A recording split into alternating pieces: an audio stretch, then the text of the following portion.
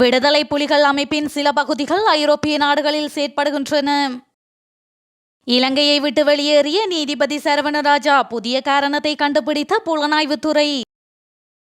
ஸ்ட்ரேலில் சிக்கிய இலங்கையர்கள் ரணில் விடுத்த அதிரடி உத்தரவு. விடுதலை புலிகள் அமைப்பின் வாளை மட்டுமே அளித்துள்ளதாக நாடாளுமன்ற உறுப்பினர் சரத் வீரசேகர குறிப்பிட்டுள்ளார். அத்துடன் தமிழீழத்தை 13 ஊடாக பெற்றுக்கொள்வதே புலம்பெயர் அமைப்புகளின் இலக்காகும் எனவும் அவர் கூறியுள்ளார். ஜனாதிபதி ஊடக பிரிவில் இன்று இடம்பெற்ற ஊடக சந்திப்பில் வைத்து அவர் இந்த விடயத்தை தெரிவித்துள்ளார். அவர் மேலும் தெரிவிக்கையில், தமிழீழ விடுதலை புலிகள் அமைப்பை நாம் பெரும்பாலும் அளித்துள்ளோம். ஆனால் நாம் விடுதலை புலிகள் அமைப்பின் வாளை மட்டும்தான் அளித்துள்ளோம். அதன் தலை உள்ளிட்ட ஏனைய பகுதிகள் ஐரோப்பிய நாடுகளில் இருந்து இன்னமும் செயற்பட்டு கொண்டுதான் இருக்கின்றன. தோட்டாக்களினால் பெற்றுக்கொள்ள முடியாது போன தமிழீழத்தை 13 ஊடாக பெற்றுக்கொள்வதே புலம்பெயர் அமைப்புகளின் இலக்காகும். இதனால் தான் நாம் போர்க்குற்றங்களில் ஈடுபட்டதாக ஜெனீவாவில் இவர்கள் குற்றம் சாட்டி வருகின்றார்கள். அத்தோடு வடக்கு கிழக்கில் உள்ள பௌத்த புராதன சின்னங்களை அளிக்கும் செயற்பாடுகளிலும் அவர்கள் ஈடுபட்டு வருகின்றார்கள்.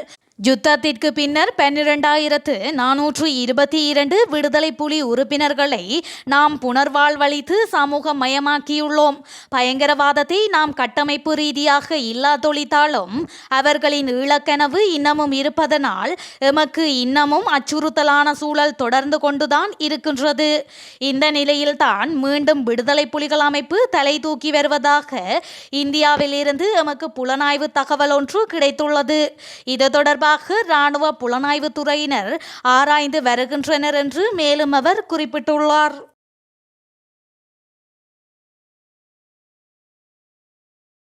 முல்லைத்தீவு மாவட்ட முன்னாள் நீதிபதி டி சரவணராஜாவுக்கு உயிர் அச்சுறுத்தல் அல்லது வேறு எந்த வகையிலும் அழுத்தங்கள் விடுவிக்கப்படவில்லை என குற்ற புலனாய்வு திணைக்களத்தின் டிஜிட்டல் தடயவியல் பிரிவு தெரிவித்துள்ளது. முன்னாள் நீதிபதியின் திடீர் வெளிநாட்டு பயணமானது ஏற்கனவே திட்டமிடப்பட்டமை எனவும் புலனாய்வு திணைக்களம் சுட்டிக்காட்டியுள்ளது. சரவணராஜாவுக்கு மரண அச்சுறுத்தல் இருப்பதாக கூறி பதவி விலகியமை தொடர்பில் முழுமையான விசாரணைகளை மேற்கொள்ளுமாறு அதிபர் ரணில் விக்ரமசிங்க பணிப்புரை விடுத்திருந்தார்.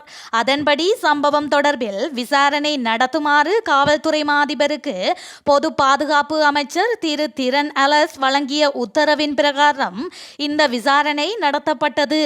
கடந்த மாதம் 25 இந்தியா செல்வதற்காக சரவணராஜா விடுமுறை கோரி விண்ணப்பித்த நிலையில் அதற்கு அனுமதி வழங்கப்பட்ட நிலையிலேயே கடந்த 24 அவர் திடீரென வேறு நாட்டிற்கு புறப்பட்டு சென்றதாக விசாரணையில் தெரிய வந்துள்ளதாக தெரிவிக்கப்பட்டுள்ளது. குறித்த சம்பவத்தின் பின்னணியில் ஒழுங்கமைக்கப்பட்ட ஏதேனும் குழுக்களின் செல்வாக்கு இருக்கின்றதா என்பது தொடர்பில் விசாரணைகள் முன்னெடுக்கப்பட்டு வருவதாக தெரிவிக்கப்பட்டுள்ளது.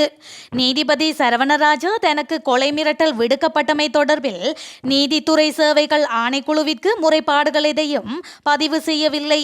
மேலும் செப்டம்பர் 23 தனது பதவி விலகல் கடிதத்தை நீதித்துறை சேவைகள் ஆணைக்குழுவிற்கு அனுப்பி வைத்ததுடன் செப்டம்பர் 24 அவர் வெளிநாட்டிற்கு சென்றார். அத்துடன் குறித்த நீதிபதி பிரதிவாதியாக பதிவு செய்யப்பட்ட வழக்கு ஒன்று மேன்முறையீட்டு நீதிமன்றத்தில் நிலுவையில் உள்ளதாக சுட்டிக்காட்டப்பட்டுள்ளது. முல்லைத்தீவின் முன்னாள் மாவட்ட நீதிபதி சரவணராஜா 2021 ஏப்ரல் மாதம் 5 முல்லைத்தீவு நீதவானாக நியமிக்கப்பட்டுள்ளதாகவும் முல்லைத்தீவு காவல் நிலையம் அவருக்கு தேவையான சகல பாதுகாப்பையும் வழங்கியுள்ளதாகவும் அந்த அறிக்கையில் தெரிவிக்கப்பட்டுள்ளது. எந்த நேரத்திலும் பாதுகாப்பு அல்லது உயிருக்கு ஆபத்தான பிரச்சனை எதுவும் எழுப்பப்படவில்லை. விசாரணையில் நீதிபதி செப்டம்பர் 24 துபாய்க்கு சென்றது தெரிய வந்துள்ளது. அதற்காக குருநாகல் விற்பனை பிரதிநிதி ஒருவரிடமிருந்து ஏர் அரேபியா விமான பயணச்சீட்டுகள் கொள்வனவு செய்யப்பட்டுள்ளதுடன் அது தொடர்பான அனைத்து நடவடிக்கைகளும் அமெரிக்கா தொலைபேசி இலக்கத்தினூடாக மேற்கொள்ளப்பட்டுள்ளன. கொடுக்கப்பட்ட தொலைபேசி எண் செயல்படவில்லை என்றால் மீண்டும் அழைக்க பயணச்சீட்டு விற்பனை முகவருக்கு கென்யா தொலைபேசி இலக்கம் ஒன்றும் வழங்கப்பட்டுள்ளது. கல்முனை பகுதியிலிருந்து விமான பயணச்சீட்டுக்கான பணம் செலுத்தப்பட்டுள்ளது. ஷார்ஜா, நைரோபி, டெல்லி வழியாக அக்டோபர் 12ஆம் தேதி இலங்கை திரும்புவதற்கு பயணச்சீட்டு பெறப்பட்டது. எனினும் விமான நிறுவனத்திடமிருந்து பெறப்பட்ட தகவலின்படி ஷார்ஜாவை அடுத்து நைரோபிக்கு செல்ல நீதிபதி விமான பயணச்சீட்டை பயன்படுத்தவில்லை என்பது உறுதி செய்யப்பட்டுள்ளது.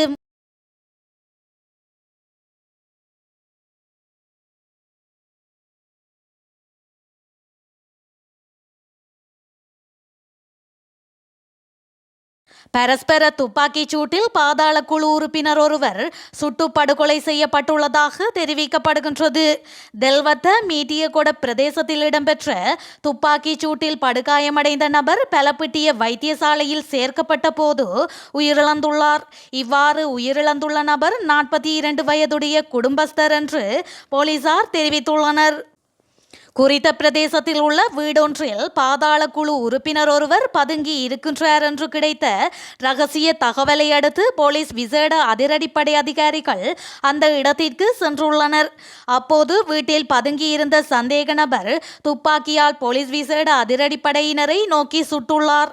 தாக்குதலுக்கு பதிலடி கொடுக்கும் போது சந்தேக நபர் சுடப்பட்டு வைத்தியசாலைக்கு கொண்டு செல்லப்பட்ட பின்னர் உயிரிழந்துள்ளார்.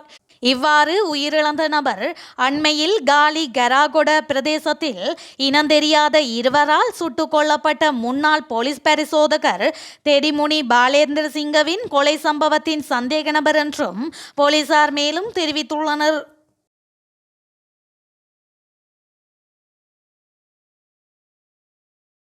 அடுத்த வருடம் நடைபெற உள்ள ஜனாதிபதி தேர்தலுக்கு முன்னர் நிறைவேற்று அதிகாரம் கொண்டு ஜனாதிபதி முறைமையை நீக்குவதற்கான நடவடிக்கைகள் முன்னெடுக்கப்பட்டு வருவதாக தகவல் வெளியாகியுள்ளது. இந்த நிலையில் எந்த ஒரு வேட்பாளரும் அல்லது அரசியல் கட்சியும் தேர்தலில் 50% வெற்றியை பெற முடியாது என இலங்கையின் அரசியல் தரப்புகள் குறிப்பிட்டுள்ளன.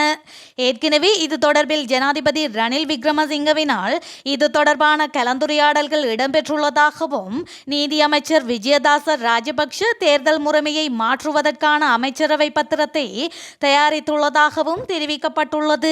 இந்த அமைச்சரவை பத்திரம் நிறைவேற்று ஜனாதிபதி முறைமையை ஒழிக்க வேண்டுமா மற்றும் நிறைவேற்று அதிகாரம் கொண்ட பிரதமரை கொண்டு நாடாளுமன்றம் மேலும் பலப்படுத்தப்பட வேண்டுமா என்பதை அறிய பொது வாக்கெடுப்பு நடத்தப்படுவதற்கு வழிவகுக்கும் என்றும் எதிர்பார்க்கப்படுகின்றது.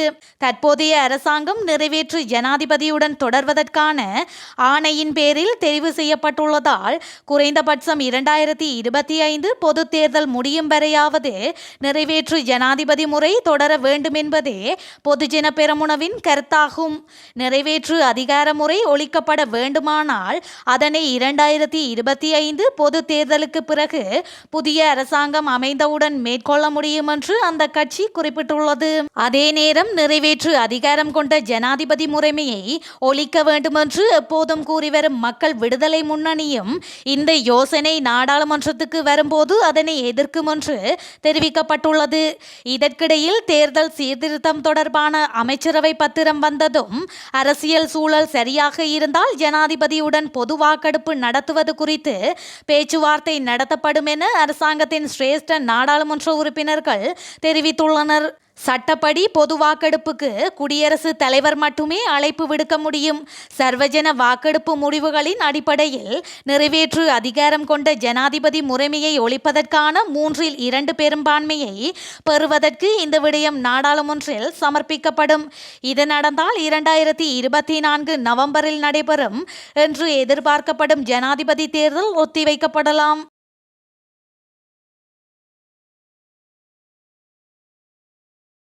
ஜனாதிபதி ரணில் விக்ரமசிங்கவின் வெளிநாட்டு பயணங்கள் தொடர்பான தகவல்களை வழங்க ஜனாதிபதி செயலகம் மறுப்பு தெரிவித்துள்ளதாக தகவல்கள் வெளியாகியுள்ளன.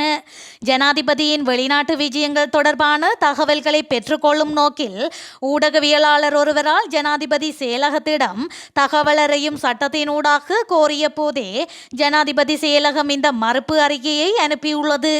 இலங்கை பொருளாதார ரீதியில் பாரிய பின்னடைவுகளை சந்தித்து தற்போது நாடு வளமைக்கு திரும்பி வரும் சூழ்நிலையில் ஜனாதிபதி ரணில் விக்ரமசிங்க தமது பிரதிநிதிகள் குழுக்களுடன் பல்வேறு வெளிநாட்டு விஜயங்களை மேற்கொண்டு வருவதாக குற்றச்சாட்டுகள் முன்வைக்கப்பட்டு வருகின்றன. Britain, Singapore, Japan, France, Cuba, America, Germany உள்ளிட்ட நாடுகளுக்கு தனது பதவியேற்பின் பின்னரான காலத்தில் ஜனாதிபதி ரணில் விக்ரமசிங்க விஜயம் மேற்கொண்டுள்ளார். தனிப்பட்ட விஜயங்களன்றி அதிகாரப்பூர்வ விஜயங்களை ஜனாதிபதி ரணில் விக்ரமசிங்க மேற்கொண்ட போதிலும் அந்த விஜயங்களில் அதிகளவிலான பிரதிநிதிகள் குழாம் பங்கேற்று கொண்டதாக கூறப்பட்டது. இவ்வாறான நிலையிலே தகவல் அறியும் சட்டத்தின் ஊடகவியலாளர் கே. திலீப் அமுதன் இந்த கோரிக்கையை விடுத்துள்ளார். இதில் நீங்கள் கோரியுள்ள தகவல்கள் பாதுகாப்பு உணர்வு பூர்வமான தகவல்களுடன் தொடர்பு பட்டுள்ளமையினால் 2016 ஆண்டு 12ஆம் இலக்க தகவல் அறியும் உரிமை சட்டம் தொடர்பான சட்டத்தின் 5(1) ஆவண்ணா 1 சரத்தின் நிபந்தனைகளுக்கு அமைய அந்த தகவல்கள் வழங்கப்படுவதை தவிர்த்து கொள்வதாக பெயரிடப்பட்ட அதிகாரி தீர்மானித்துள்ளதாக உங்களுக்கு அறிய தருகின்றோம் என அவருக்கு தெரிவிக்கப்பட்டுள்ளது.